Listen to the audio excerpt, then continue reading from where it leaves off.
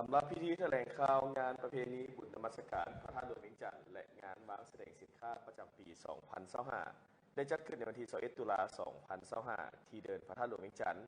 โดยมีท่านนางเวียงพรแก้วคูณศรีหัวหน้าแผนกวัฒนธรรมและการท่องเที่ยวนครหลวงเวียงจันทร์มีภาคส่วนที่เกี่ยวข้องและสื่อมวลชนเข้าร่วมท่านนางเวียงพรแก้วคูณศรีได้กล่าวว่างานบุญนมัสการพระธาตุหลวงเวียงจันทร์และงานวางแสดงสินค้าประจำปี 2025 นี้จะจัดขึ้นอย่างเป็นทางการในระหว่างวันที่1ถึงวันที่5พฤศจิกายน 2025 กำหนดเอาอยู่5วันด้วยกันเพื่อว่าเต้าโฮมความสามัคคีปวงชนลาวทางชาติเพื่อให้หมดทุกคนภายในชาติได้รับรู้และก็มีความเอกอ้างทะนงใจในความเป็นชาติลาวที่มีมูลเชื่อดุมันมีหัวคิดประดิษฐ์สร้างและสืบต่ออนุรักษ์ปกปักรักษาและเสริมขยายคุณค่าของมรดกวัฒนธรรมอันยอดยิ่งให้คงอยู่คู่กับคนลาวชาติลาวสาวนครหลวงเวียงจันทร์ก็คือชาวพุทธตลอดไปและก็เพื่อเป็นการเฉลิมฉลองคำนำพับต้อน3วันประวัติศาสตร์ในปี 2025 คือวันสร้างตั้งพรรคประชาชนปฏิวัติลาวครบรอบ 70 ปี วันสถาปนาสปป.ลาวครบรอบ 50 ปี และวันคล้ายวันเกิดประธานไกรสอนบรมวิหารครบรอบ 105 ปี พร้อมนี้ก็เพื่อส่งเสริมการท่องเที่ยวลาวเที่ยวลาวตามทิศสีเขียวและยืนยงก็คืองานมหกรรมกีฬาแห่งชาติครั้งที่ 12 ที่นครหลวงเวียงจันทร์เป็นเจ้าภาพที่เอาโอกาสงานบุญนมัสการพระธาตุหลวงเวียงจันทร์เป็นการเต้าโฮมความสามัคคีหักแพงอันเป็นมูลเชื่อความกตัญญูรู้บุญคุณต่อบรรพบุรุษต่อกับผู้นำพาปกปักรักษาและพัฒนาประเทศชาติ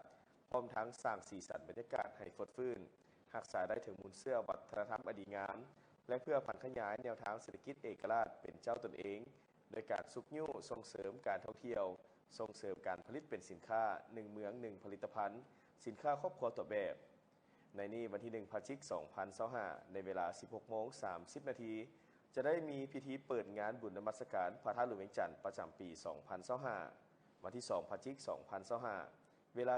16:30 นาทีเช่นเดียวกันสืบต่อในการครบงานตามประเพณีอันดีงาม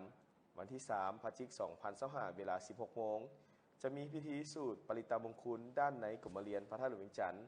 วันที่4พฤศจิกายน 2025 เวลา 13 โมงมีพิธีแห่พระศาสตร์เพิ่งวันที่5พฤศจิกายน 2025 เวลา 7 โมง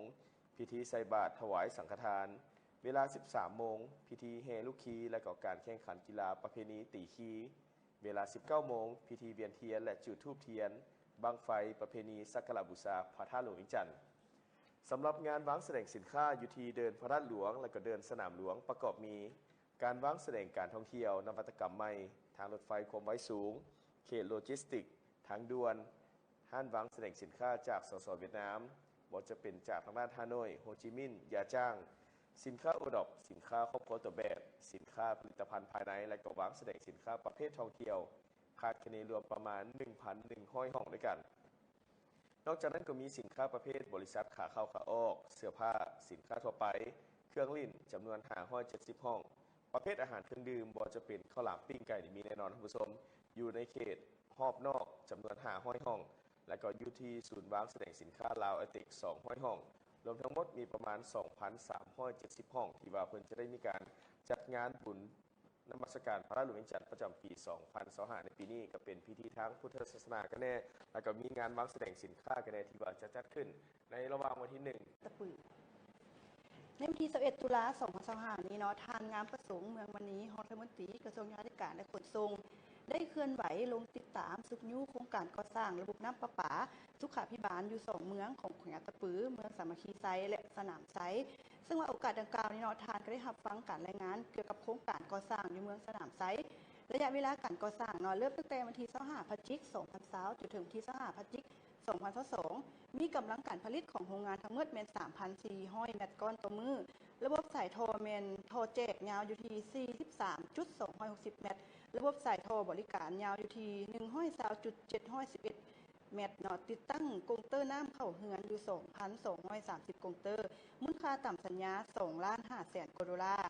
สนองนำใช้ให้10บ้านรวมทั้งบ้านจัดสรรใหม่3บ้านโครงการต่อเวลาให้บริษัทครั้งที่5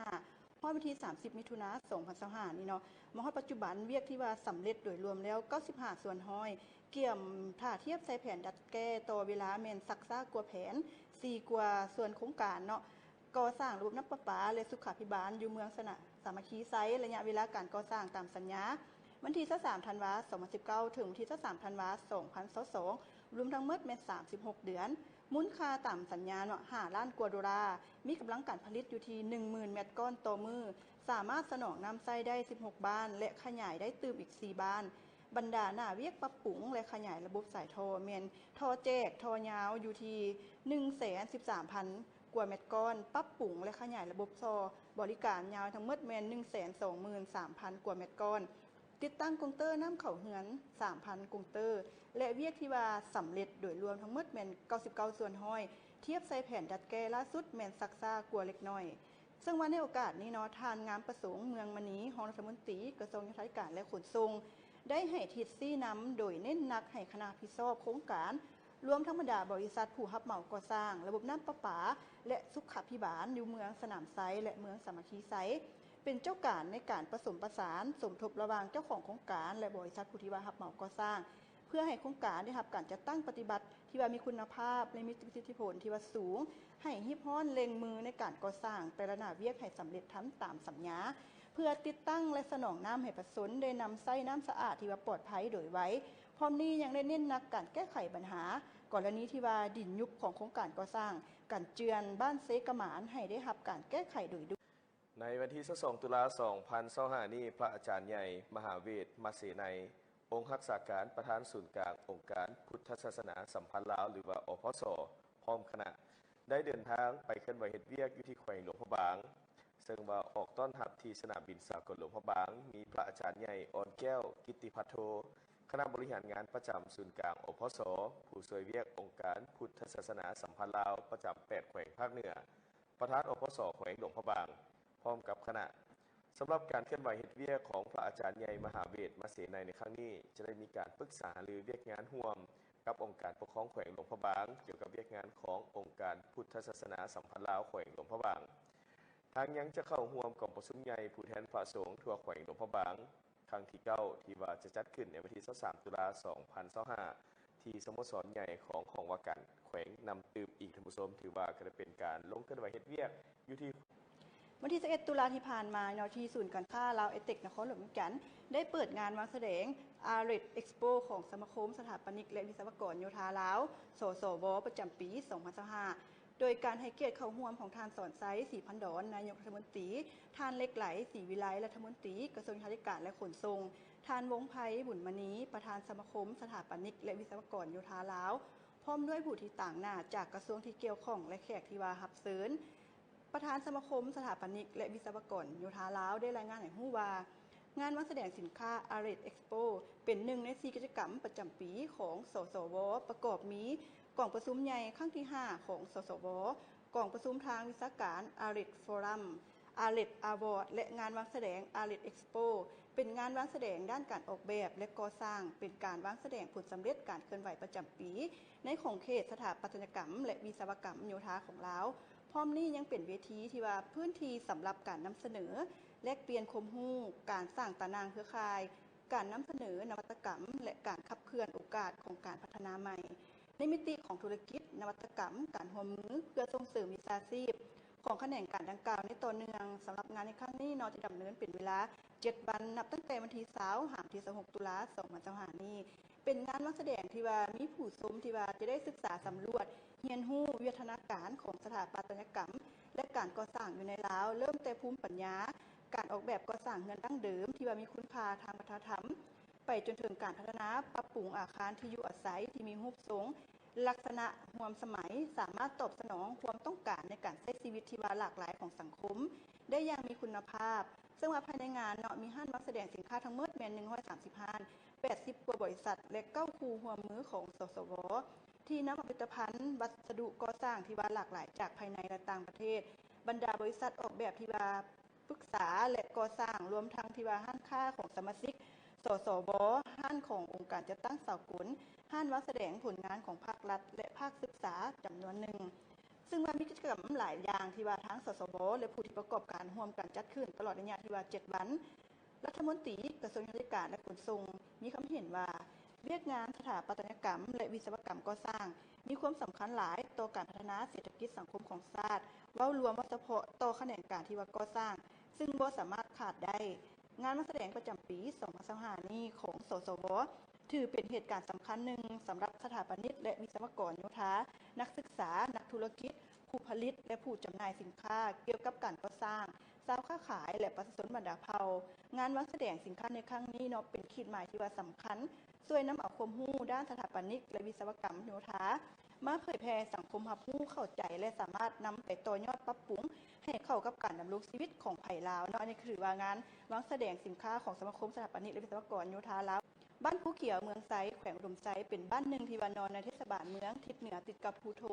ทิศใต้ติดกับบ้านวังไห้ทิศตะวันออกติดกับบ้านมอนใต้และทิศตะวันตกติดกับบ้านโฮมซุกบ้านภูเขียวประกอบมี282หลังคาเรือน281ครอบครัวพลเมืองทั้งหมดเป็น 2,118 คนเป็นหญิงอยู่ที่ 1,052 คนประกอบมี5ชนเผ่าดำรงชีวิตร่วมกันคือชนเผ่ามงลาวกึมมุผู้น้อยชนเผ่าห่ออาชีพต้นต่อของประชาชนแม่นการบริการค้าขายปลูกฝังและเลี้ยงสัตว์ย้อนเห็นได้สภาพความเป็นจริงของเส้นทางในซอยในเมืองก่อนเป็นเส้นทางที่ว่าทะลุปูดินแดงสภาพการใช้งานหลายปีมีการเปเพดังนั้นประชาชนที่ว่าอาศัยอยู่สองฝั่งฝากทางจำนวน50ครอบครัวได้เอกภาพกันนำเสนอหาองค์การปกครองบ้านองค์การปกครองบ้านนำเสนอต่อองค์การปกครองเมืองและภาคส่วนที่เกี่ยวข้องช่วยระดมทุนในการพัฒนาเส้นทางเมื่อบ่ดมานี้เนาะจึงได้จัดพิธีเปิดโครงการตัวแบบก่อสร้างเส้นทางเบตงเสริมเหล็กตัวแบบในด้านการมีส่วนร่วมระหว่างภาครัฐแขวงอุดมไซประชาชนบ้านภูเขียวโรงงานสีมังเจียนเกินอุดม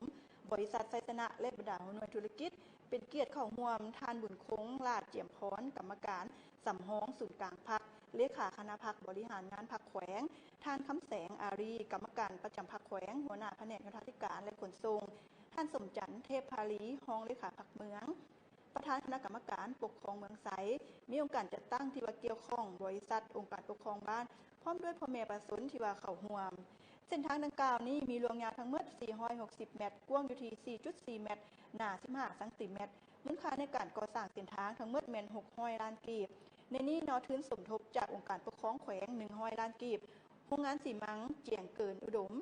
150ล้านกีบบริษัท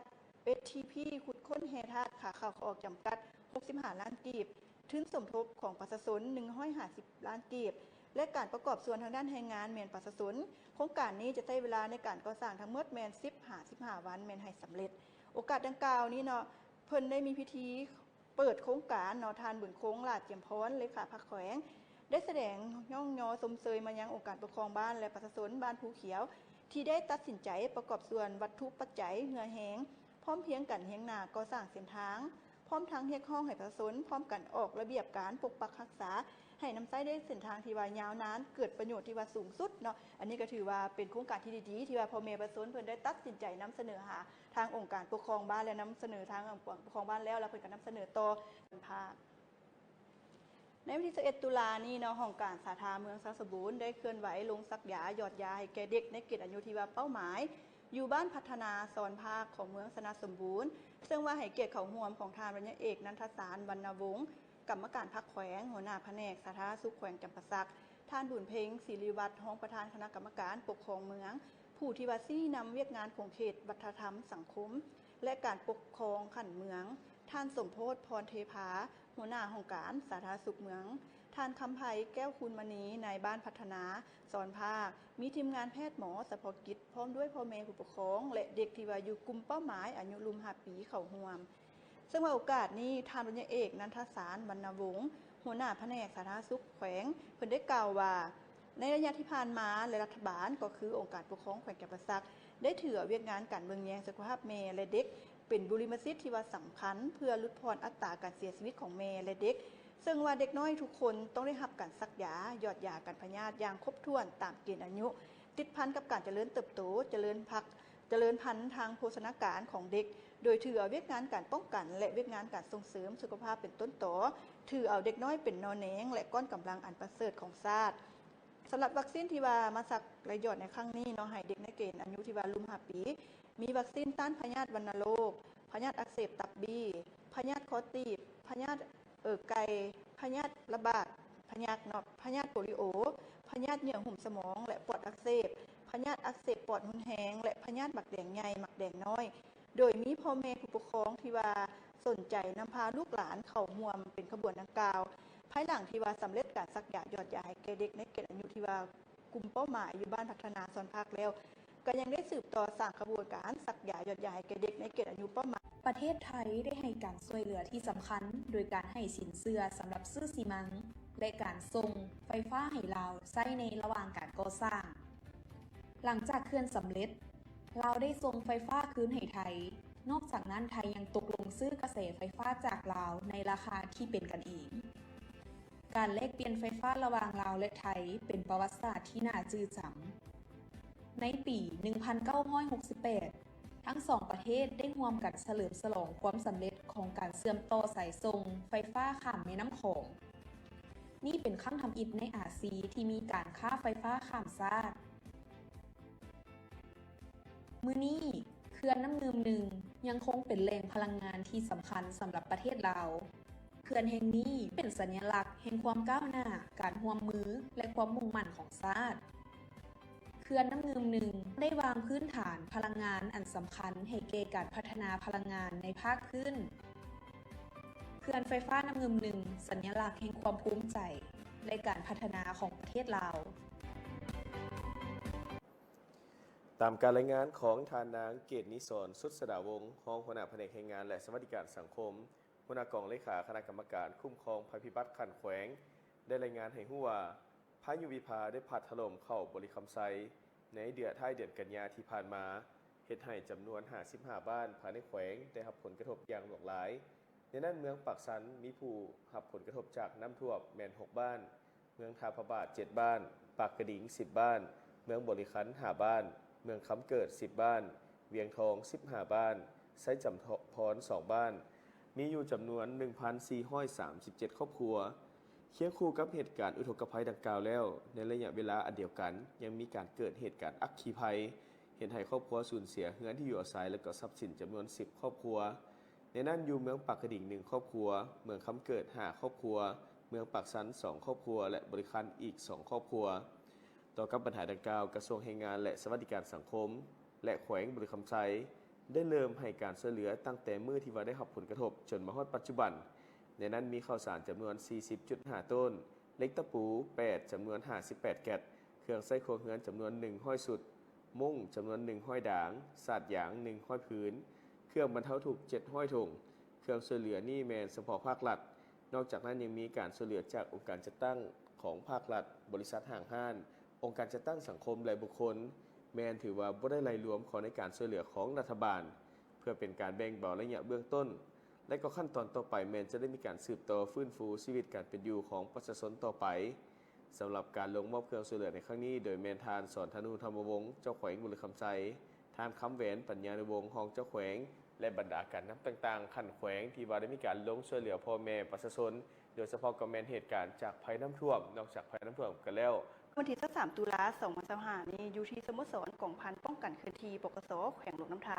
ได้ศึกษาพร้อมผู้ละเมิดการกระทำผิดต่อระเบียบกฎหมายที่ว่าขายใบกระท่อมและน้ำยาลาเตซินโดยการของร่วมของทานพันโทแสงมิตรเพชรดาราห้องหัวหน้ากองบัญชาการป้องกันเคลื่อนที่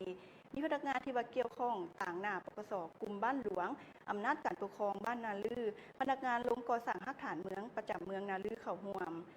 ท่านพันโทแสงมิตรเพชรดาราให้ผู้ว่าผู้ละเมิดขายใบน้ำกระท่อมในครั้งนี้มีจำนวน2คนซึ่งนางสิงห์อายุ44ปีอาชีพค้าขายอยู่บ้านทงดีและนางน้อยอายุ15ปีประสนอยู่บ้านน้ำกอยทั้งสองอยู่เมืองหลวงน้ำท้าแขวงน้ำท้าซึ่งได้ลักลอบค้าขายที่ว่าทางเจ้าหน้าที่ยึดได้ในครั้งนี้มีใบกระท่อมประมาณ 1.5 กิโลกรัมน้ำยาลาตาซินจำนวน10ขวดซึ่งว่าโอกาสดังกล่าวนี้เนาะท่านยังได้อธิบายถึงผลให้ของใบกระท่อมใบสดกระท่อมหรือว่าเป็นพืชชนิดที่ว่ายาเสพติดชนิดหนึ่ง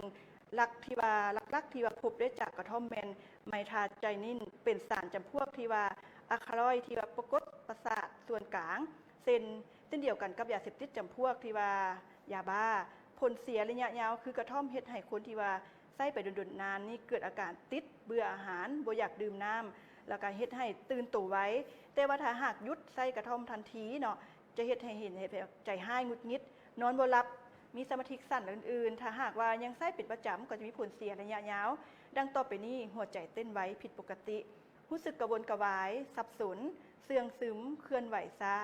มีความสุขผิดปกตินอนบ่หลับหรือว่าร่างกายตื่นตัวตลอดเวลาแต่ว่าเกิดความไตเกิดความเสียหายนักเฮ็ดให้ปัสสาวะมีสีเข้มขึ้นผิวหนังเป็นสีเหลืองเกิดจากการเฮ็ดเวียกของตับอย่างนักในการกรองสารพิษออกจากร่างกาย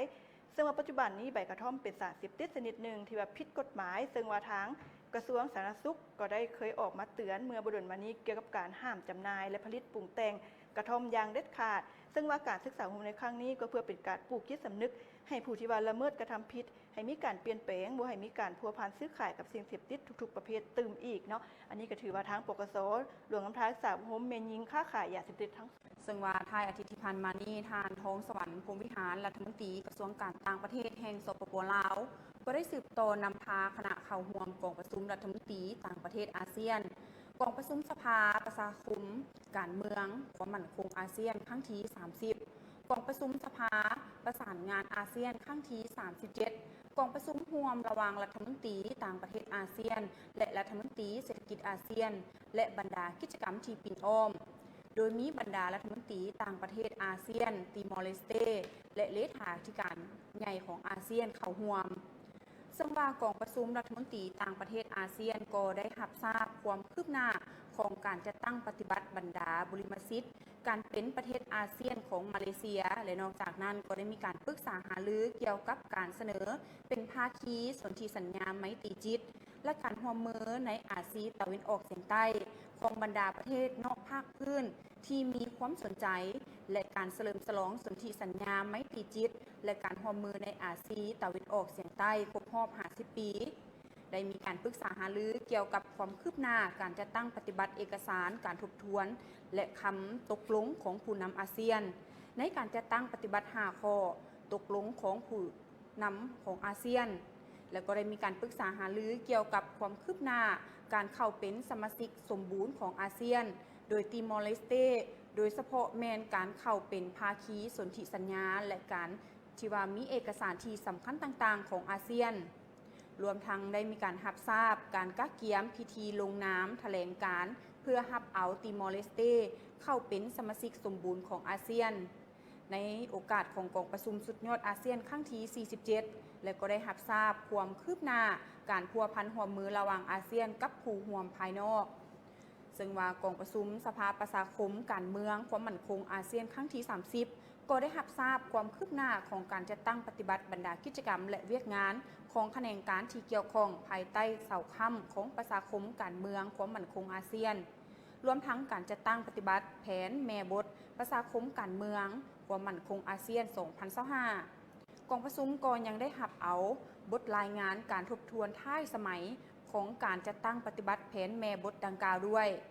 ซึ่งว่ากองประชุมสภาประสานงานอาเซียนครั้งที่37ก็ได้มีการปรึกษาหารือการก้าเกี่ยมด้านต่างๆสำหรับกองประชุมสุดยอดอาเซียนครั้งที่47บรรดากองประชุมสุดยอดที่เกี่ยวข้องที่จะจัดขึ้นในมื้อวันที่26-28 ตุลาคม 2025 นี้รวมทั้งเอกสารผลกองประชุมสุดยอดกองประชุมก็ได้รับทราบและรับพ้องเอาบทรายงานต่างๆที่เกี่ยวข้องเป็นต้นแมนบทรายงานของเลขาธิการใหญ่อาเซียนเกี่ยวกับเวียกงานอาเซียนต่อกับกองประชุมสุดยอดอาเซียนครั้งที่47บทรายงานของคณะกรรมการผู้ต่างหน้าถาวรประจำอาเซียนบทรายงานของคณะเฉพาะกิจข้อริเริ่มเพื่อการเชื่อมโยงอาเซียนแล้วก็ยังมีบทรายงานของคณะกรรมการประสานงานการเชื่อมจอดอาเซียนกองประชุมร่วมระหว่างรัฐมนตรีต่างประเทศอาเซียนและรัฐมนตรีเศรษฐกิจอาเซียนก็ได้รับทราบการรายงานของหน่วยงานเฉพาะกิจเกี่ยวกับภูมิศาสตร์เศรษฐกิจของอาเซียนซึ่งว่าเป็นหน่วยงานที่ได้รับการมอบหมายจากรัฐมนตรีเศรษฐกิจอาเซียนเพื่อค้นคว้าและนำเสนอบรรดาคำแนะนำและวิธีการเพื่อรับมือกับวิกฤตของเศรษฐกิจในปัจจุบันโดยเฉพาะนโยบายภาษีที่ได้ส่งผลกระทบต่อการพัฒนาทั้งในภาคพื้นและในโลก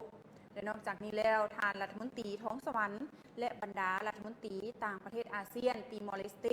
และเลขาธิการใหญ่อาเซียนก็ได้เข้าร่วมพิธีมอบเอกสารการเข้าร่วมเป็นภาคีกฎบัตรอาเซียนและเอกสารเข้าร่วมเป็นภาคีสนธิสัญญาเขตปลอดอาวุธนิวเคลียร์ ในอาซีตะวันออกเฉียงใต้โดยติมอร์เลสเตและหลังจากนั้นก็ได้มีการเข้าร่วมพิธีลงนามการเข้าเป็นภาคีของสนธิสัญญาไมตรีจิตและการร่วมมือในอาซีตะวันออกเฉียงใต้โดยแฝงลังนั่นเองเจ้าท่านผู้ชมนี่ก็เอิ้นได้ว่าเป็นอีกหนึ่งเวียกงานที่สำหรับแหล่งข่าวจากทางแขวงอัตตปือได้มีการรายงานให้รู้ว่าโครงการก่อสร้างทางปู่หยาง2 สั้นนับตั้งแต่เมืองไซเสถาหาทางบ้านสะแขะเมืองไซเสถาแขวงอัตตปือถือว่าสำเร็จไปแล้ว98ส่วนห้อยภายหลังลงมือก่อสร้างมาแต่ต้นเดือนมีนาของปี2025และคาดว่าจะให้สำเร็จในเดือนพฤศจิกายนนี้ปัจจุบันทางบริษัทผู้รับเหมาก่อสร้างพร้อมสุมใส่จัดตั้งปฏิบัติเพื่อให้ทันตามกำหนดเวลาของสัญญาและในนั้นทานไสยวงศ์ดวงโสภาอำนวยการบริษัทราชวงศ์พัฒนาจำกัดผู้เดียวก็ได้ให้สัมภาษณ์ต่อสื่อมวลชนของแขวงอัตตปือในครั้งวันที่23ตุลาปี2025ที่ว่าสำหรับเส้นทางปู่หยาง2 สั้นทางเลขที่9037นับตั้งแต่แยกทาง18ดีกิโลเมตรที่12หาทางบ้านสะแขะเมืองไซเศรษฐาเม่นมีความยาว15กิโลเมตรหน้าทางเม่นกว้าง7 เมตรมีมูลค่าก่อสร้างเม่น22.99 ตื้อกว่ากีบและเส้นทางดังกล่าวเป็นเส้นทางหนึ่งที่มีความสำคัญที่สามารถเชื่อมต่อระหว่างเมืองหาบ้านโดยเฉพาะเม่นเส้นทางไปสู่เขตท่องเที่ยวทางด้านวัฒนธรรมของแขวงอัตตปือและให้กับมวลชนทั้งภายในและต่างประเทศที่จะมาสักการะบูชาที่วัดสะแขะเมืองไซเศรษฐาแขวงอัตตปือให้มีความสะดวกสบายและก็ปลอดภัยยิ่งขึ้นและซึ่งว่าวิดีโอล่าสุดในการช่วยครูสอนขั้นป .1 นำใส่หนึ่งในวิธีการใหม่ในการที่ว่าเพิ่นได้มีการปึ้มเนาะนั่นก็คือปึ้มครูมือครูวิชาภาษาลาวฉบับปรับปรุงใหม่ที่เอิ้นว่า7ขั้นตอนในการเรียนภาษาลาววิดีโอการผลิตโดยเนาะวิดีโอดังกล่าวนี้ผลิตโดยสถาบันการค้นคว้าวิทยาศาสตร์การศึกษาและสอดคล้องกับชุดอุปกรณ์ที่สร้างขึ้นโดยกรมสร้างครูเพื่อสนับสนุนการพัฒนาวิชาชีพครูแบบต่อเนื่องของครูนั่นเองซึ่งว่าปึ้มครูมือครูวิชาภาษาลาวขั้นป .1 ฉบับปรับปรุงใหม่แม้นได้พิมพ์ออกในศกเฮียนปี2024หา2025แนะนำวิธีการพัฒนาทักษะการเรียนของนักเรียนชั้นประถมที่มีการปฏิบัติตัวจริงส่งเสริมการเรียนรวมกับวิธีการสอนที่ว่าเหมาะสมกับนักเรียนนั้นหลายขึ้นจุดที่ว่าสำคัญของวิธีการแมน7ขั้นตอนการเรียนภาษาลาวเป็นกิจกรรมที่ว่ามวลนำใส่ท่าทางและมีส่วนร่วมโดยนักเรียนช่วยให้นักเรียนผู้ที่ว่าเป็นหนุ่มน้อยนั้นพัฒนาความเข้าใจของเขาเจ้าเกี่ยวกับเสียงพยางค์ตัวอักษรและคำศัพท์ต่างๆวิดีโอก็ได้นำเสนอขั้นตอนที่สามารถนำใส่เข้าในแต่ละบทเรียนของขั้นป .1 นั่นเองโดยได้รับรู้ว่าการเรียนรู้แม้นเกิดมาจากการปฏิบัติซ้ำคืนหลายครั้งความต่อเนื่องตั้งแต่กิจกรรมเฮ็ดให้นักเรียนนั้นมีโอกาสในการปฏิบัติตามและก็พัฒนาทักษะการเรียนรู้หนังสือขั้นพื้นฐานตลอดฮอดจบเรียนถึงแม้ว่าครูนั้นได้เข้าร่วมการฝึกอบรม1 มื้อในเดือนสิงหาคม2024พวกเขาก็ได้รับคำเห็นของครูจากการติดตามการประเมินผลที่ชี้ให้เห็นว่าการใช้หรือว่าการให้การช่วยเหลือเพื่อเพิ่มแก่ครูนั้นสามารถเพิ่มความมั่นใจและประสิทธิภาพการสอนของเขาเจ้าเส้น7ขั้นตอนในการเรียนภาษาลาวนี้ที่สามารถเอาไปนำใช้ในแต่ละบทเรียนในแต่ละวันเพื่อเป็นการส่งเสริมการสอนสสก.โดยได้รับการสนับสนุนจากรัฐบาลออสเตรเลียได้พัฒนาชุดอุปกรณ์ช่วยเหลือครูและก็วิดีโอการแนะนำการสอนแบบใหม่2วิดีโอนี้ซึ่งว่าวิดีโอก็ได้พัฒนาเป็นเครื่องมือหลักในการเรียนด้วยตนเองของครูขั้นป .1 และทีมงานผู้ที่ว่าเฮ็ดเวียกการศึกษานิเทศวิดีโอสำหรับผู้ที่ว่าพัฒนาครูและแมนการสอดคล้องกับชุดอุปกรณ์ช่วยเหลือครูสามารถช่วยให้ครูนั้นเห็นวิธีการปฏิบัติและคำแนะนำเฉพาะวิดีโอแมนสามารถเรียนรู้วิธีการได้อย่างครบถ้วนวิดีโอทั้ง2นี้ก็ได้นำเอา7ขั้นตอนไปสู่การปฏิบัติตัวจริงแสดงให้เห็นถึงการปฏิบัติในห้องเรียนและการช่วยเหลือครูให้ข้าเจ้านั้นได้เข้าใจถึงจุดประสงค์และวิธีการและขั้นตอนวิดีโอทำอิฐแมนได้มีการแนะนำแต่ละขั้นตอน ให้คำอธิบายแบบชัดเจนมีการสาธิตในห้องเรียนตัวจริงและมีคำแนะนำที่ว่าเป็นประโยชน์จากผู้เฮ็ดเวียกศึกษานิเทศเกี่ยวกับวิธีการแก้ไขสิ่งท้าทายที่ครูส่วนหลายนั้นพบแต่ละขั้นตอนก็ได้มีการแนะนำวิธีการต่างๆโดยนำใช้ประโยค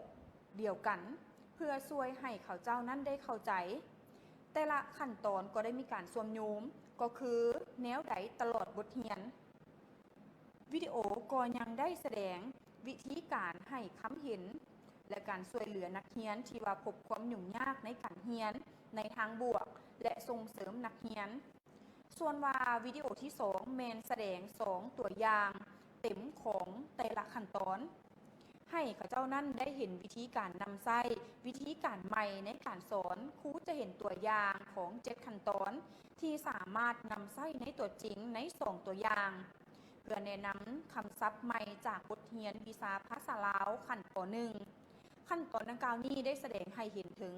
ลำดับการสอนที่ว่าครบถ้วนของแคลให้กับครูนั้นได้เห็นการปฏิบัติตัวจริงและมีวิธีการปฏิบัติที่สามารถนำใช้ในครั้งต่อไปในวิชาอื่นๆอีกหลัง2วิดีโอนี้สามารถติดตามได้อยู่ที่โทรภาพการศึกษาและกีฬาช่อง8และยังมีเพจแพลตฟอร์มครั้งปัญญาลาวแล้วก็ยังมีช่อง YouTube วิดีโอสำหรับการพัฒนาครูและมีแท็บเล็ตที่นำใช้โดยผู้ที่ว่าเฮ็ดเวียกการศึกษานิเทศ